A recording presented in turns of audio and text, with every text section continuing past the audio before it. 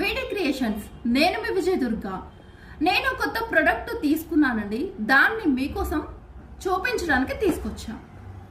ఇది నేను ఫ్లిప్కార్ట్ నుండి బుక్ చేశానండి. నాకు చూడగానే చాలా చాలా బాగా నచ్చేసింది.